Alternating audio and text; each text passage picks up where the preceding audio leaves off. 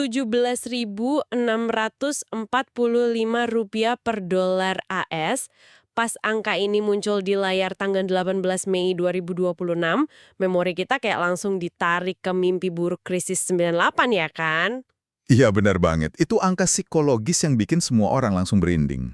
Parah sih, apalagi ini harga di pasar spot, yang artinya ini nilai tukar real hari ini.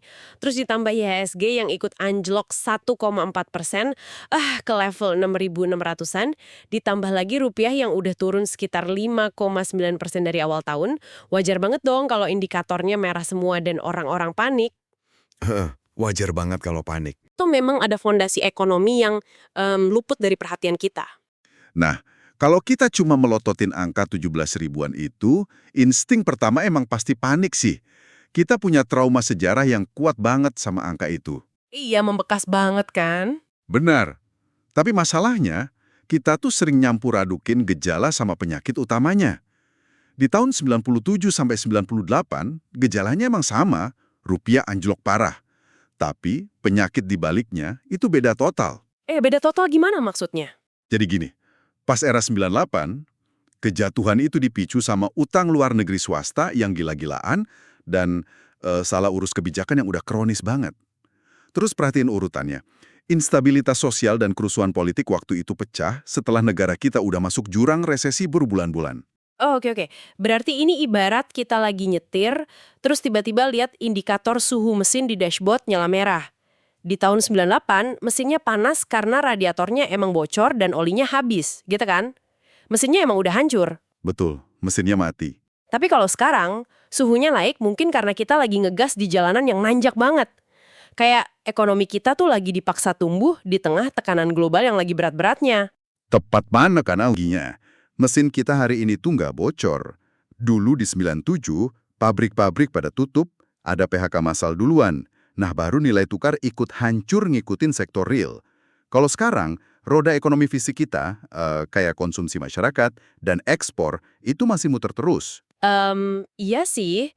Tapi jujur aja ya, argumen roda masih muter ini agak susah ditelan kalau kita lihat datanya lebih dalam.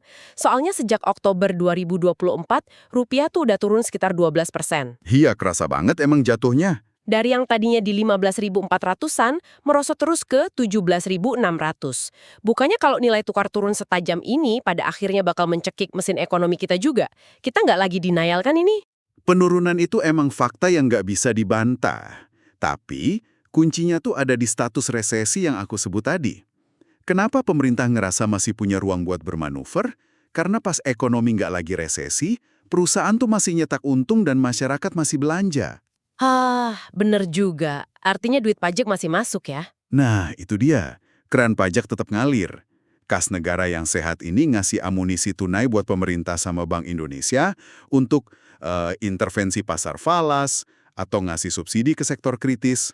Di 98, kas negara kita tuh kering kerontang karena roda ekonominya udah mati duluan. Masuk akal sih. Pantesan Pak Menkau kelihatan lumayan santai ngadepin grafik merah ini. Beliau bahkan terang-terangan nyuruh investor buat mulai serok bawah. Buat kamu yang mungkin belum familiar, serok bawah tuh maksudnya beli saham pas harganya lagi turun secara teknikal. Turun karena panik sesaat, bukan karena perusahaannya mau bangkrut. Sekilas emang kedengarannya nekat ya, nyuruh orang buang duit pas pasar lagi berdarah gitu. Tapi data sejarah nunjukin kalau panik pasar itu seringnya nggak rasional. Coba kita flashback ke era Presiden B.J. Habibie, pas banget setelah badai krisis 98. Iya, itu kan masa-masa paling gelap tuh. Bener, nilai tukar yang tadinya hancur lebur di angka 17 ribuan, pelan-pelan malah menguat balik sampai nyentuh kisaran Rp6.500 per dolar AS loh. Tunggu bentar. Menguat sejauh itu? Dari 17.000 ke 6.500, mekanismenya gimana kok duit bisa balik secepat itu? Kepercayaan fundamental. Pas pemerintah waktu itu mulai ngeberesin struktur dasar ekonomi, kayak benerin bank-bank yang bermasalah, terus ngetatin kebijakan moneter, nah investor tuh ngelihat kalau penyakit aslinya lagi diobatin. Oh, jadi kepanikannya mereda gitu? Betul. Begitu rasa percaya pulih, duit yang tadinya kabur ke luar negeri langsung berbondong-bondong masuk lagi. Itu yang neken harga dolar turun drastis. Dan tahu nggak, Seluruh proses pemulihan ke angka 6.500 itu cuma makan waktu sekitar 17 bulan. Wah, cepet banget ya buat ukuran pemulihan krisis. Jadi intinya, nilai tukar yang anjlok parah tuh bisa balik pulih pas dikelola dengan fondasi yang benar. Pastinya. Jadi buat kamu yang hari ini lagi melototin layar aplikasi trading sambil deg-degan, kuncinya tuh ada di konteks. Angka rupiah dan IHSG emang kelihatan serem, tapi fondasinya beda banget. Fakta bahwa ekonomi kita masih tumbuh dan nggak lagi resesi, itu jadi dinding pembatas yang misahin gejolak 2026 ini dari tragedi 98. Dan ini sebenarnya nyisain satu pertanyaan tajam buat kita renungin sendiri sih. Kalau sejarah era Habibie ngebuktiin nilai tukar yang hancur bisa berbalik drastis pas fundamentalnya dibenahi, apakah kepanikan masalah hari ini tuh sebenarnya cuma tabir? Tabir gimana tuh maksudnya? Tabir yang mungkin lagi nutupin peluang investasi terbesar dekade ini. Peluang yang cuma bisa dilihat sama mereka yang berani mikir jernih, di saat mayoritas orang malah sibuk lari ketakutan nyari pintu keluar. Coba deh dipikirin.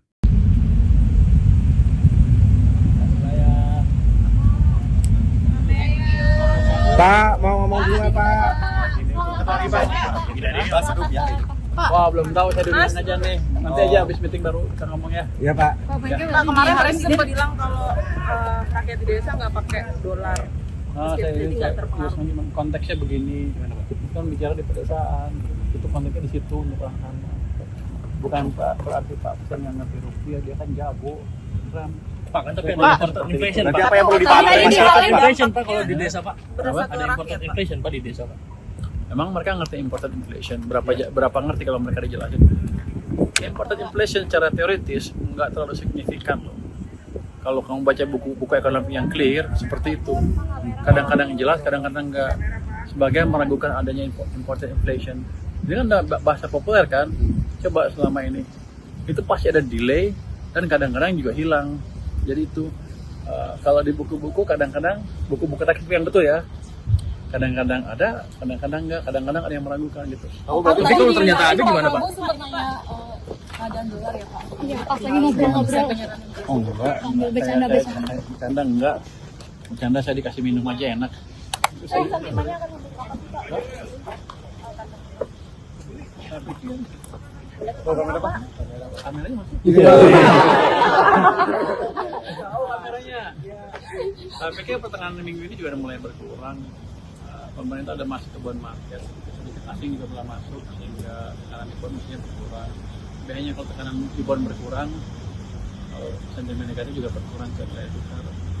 Yang penting gini, besok saya ini akan ada APBN kita, laporan APBN kita sampai April. Itu hasilnya bagus, pasti di luar perkiraan para pengamat itu. Jadi fondasi kita memang betul-betul bagus, jadi Anda nggak usah khawatir. Pak, soal intervensi di obligasi itu mekanismenya baik. Sebenarnya Kalau itu sudah dikit asing nggak masuk itu. Pak, sebenarnya yang disampaikan Pak Presiden itu apa sih yang paling pernyataan orang desa nggak pakai dolar? Mana Pak? Sebenarnya Pak yang ingin disampaikan Untuk menghibur rakyat aja waktu itu. Saya lihat konteksnya kan di pedesaan waktu kemarin itu. Nggak apa-apa ngomong begitu. Bukan berarti Tapi kan yang presiden banyak nggak ngerti dolar. berpendapat sudah Ya. pernah ke rakyat juga Pak. Dan besar-besarnya kan Anda terus beri sebar di Enggak, mana-mana. saya ini Kalau membaca untuk orang desa itu emang ini konsultasi aja. iya Pak. gimana?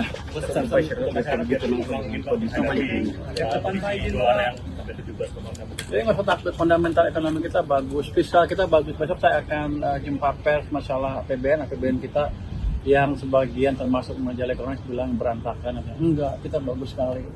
Dan mereka nggak ngerti apa yang kita kerjakan. Strategi kita bukan hanya belanja pemerintah, tapi kita juga mengaktifkan sektor swasta.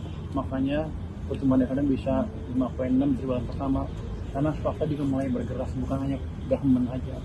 Ada yang bilang kan, itu pertumbuhannya rentan gara-gara hanya didukung oleh belanja pemerintah, ada tumbuhnya cepat.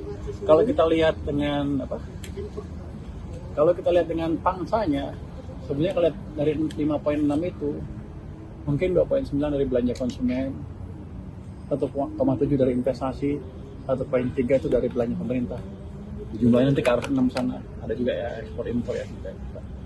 Jadi gitu caranya. Jadi yang masih yang mendrive, yang memberi kontribusi sama untuk menyumbangkan terbesar ke pertumbuhan adalah belanja masyarakat, artinya daya belinya masih cukup bagus.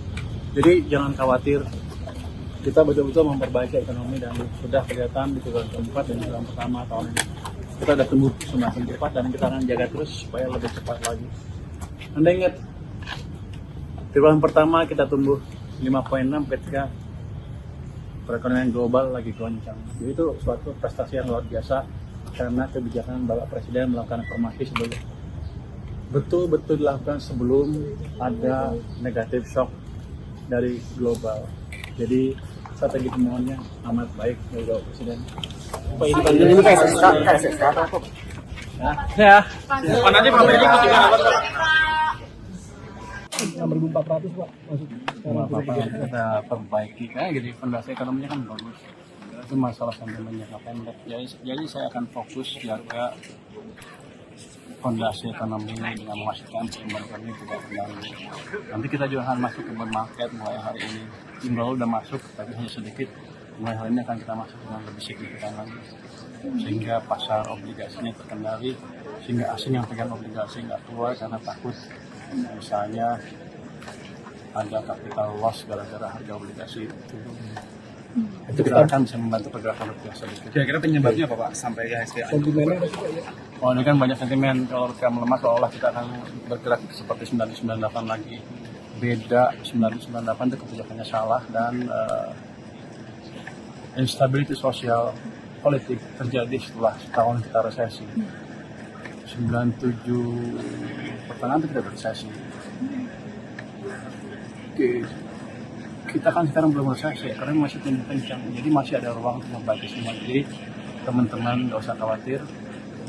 Investor pasar saham, kalau saya bilang jangan takut serok ke bawah sekarang. Kalau saya lihat teknikalnya sehari dua hari udah balik. Jadi jangan lupa beli saham. Oke.